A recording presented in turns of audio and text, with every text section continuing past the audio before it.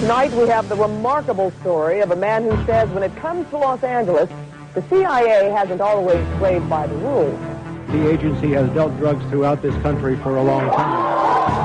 Wait a minute, if you don't mind what's going on here, please, now. It began to become apparent to me that guns were going one way and drugs were going another. The CIA has issued a blanket response to all of this, denying any involvement. My name is Mike Ruppert, R-U-P-P-E-R-T. I did bring this information out 18 years ago, and I got shot at and forced out of LAPD because of it. I've been on the record for 18 years. We got on record everywhere we could so that if I did get killed, we would know. You know, somebody would know that somebody was saying something was wrong with CIA.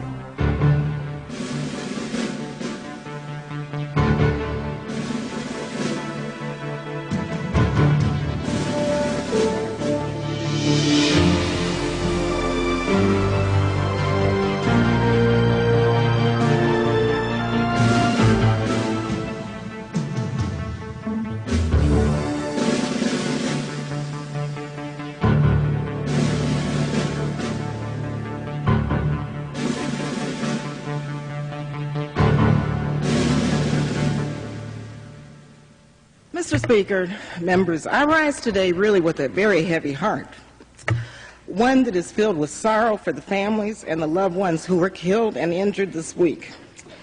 Only the most foolish and the most callous would not understand the grief that has really gripped our people and millions across the world. This unspeakable act on the United States has really forced me, however, to rely on my moral compass, my conscience, and my God for direction. September 11th changed the world. Our deepest fears now haunt us. Yet I am convinced that military action will not prevent further acts of international terrorism against the United States. This is a very complex and complicated matter. Now, this resolution will pass, although we all know that the President can wage a war even without it. However difficult this vote may be, some of us must urge the use of restraint. Our country is in a state of mourning. Some of us must say, let's step back for a moment. Let's just pause just for a minute and think through the implications of our actions today so that this does not spiral out of control. Now, I have agonized over this vote, but I came to grips with it today, and I came to grips with opposing this resolution during the very painful yet very beautiful memorial service. As a member of the clergy so eloquently said, as we act, let us not become the evil that we deplore.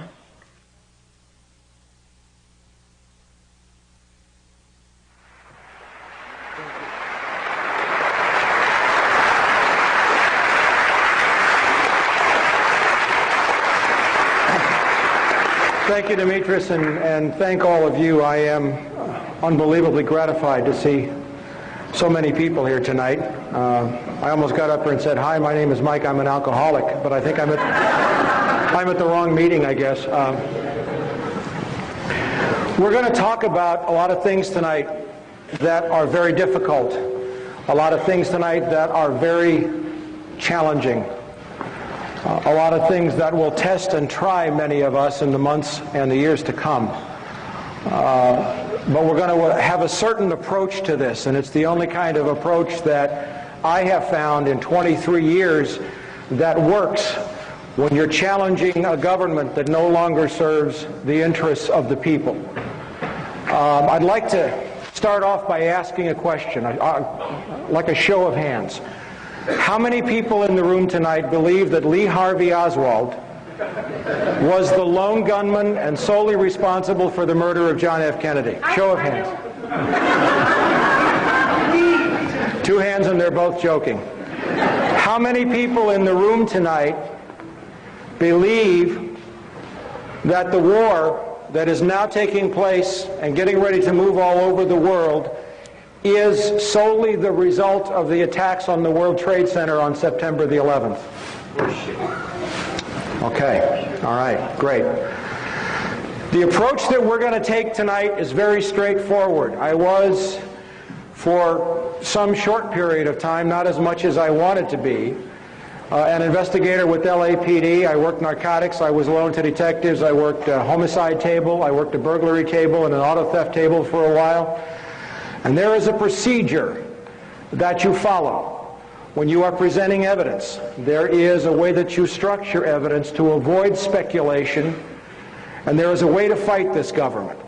And before we start into the details on September the 11th, I want to show you two dramatic examples. I have two short clips of video that I would like to show you. And if we can run the first one, this will set the tone for what we're going to talk about tonight and what we're not going to talk about tonight.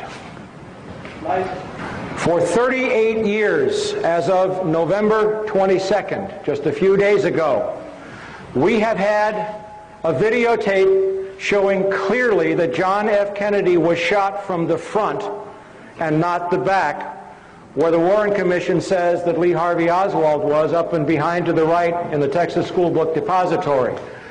You look at this tape, and there is clear, convincing, incontrovertible evidence. Yet what good has it done us? What has it done to change the government? What has it done? What have we, meaning the American people, accomplished with this piece of video that shows his head moving backwards as a result of a bullet impact from the front of his head? It hasn't changed anything. I want you to bear that in mind, because I'm going to use the word "you" a lot tonight. And by you, I mean the American people. I'm talking to you as if I was talking to all 280 million people in this country.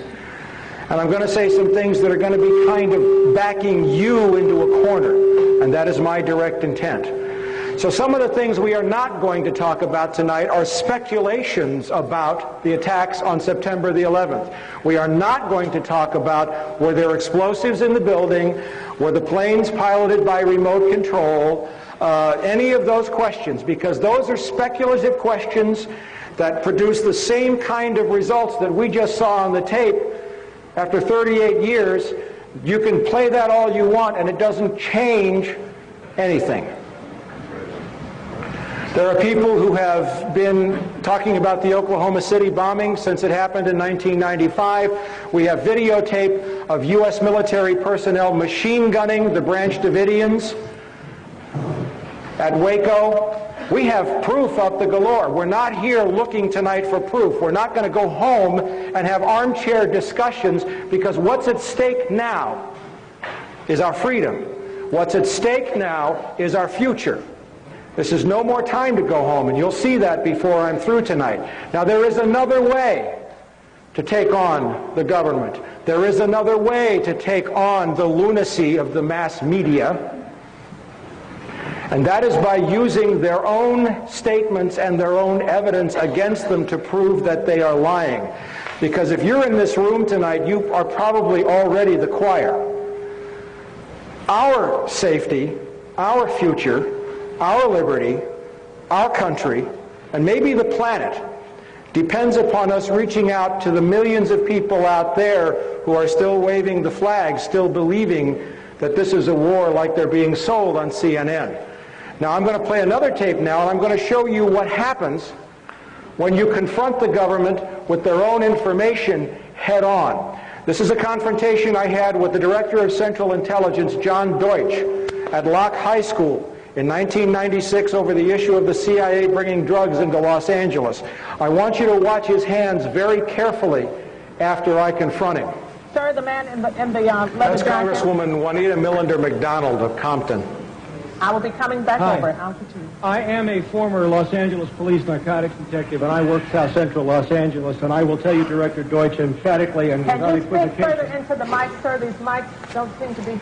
I will tell you, Director Deutsch, as a former Los Angeles police narcotics detective, that the agency has dealt drugs throughout this country for a long time.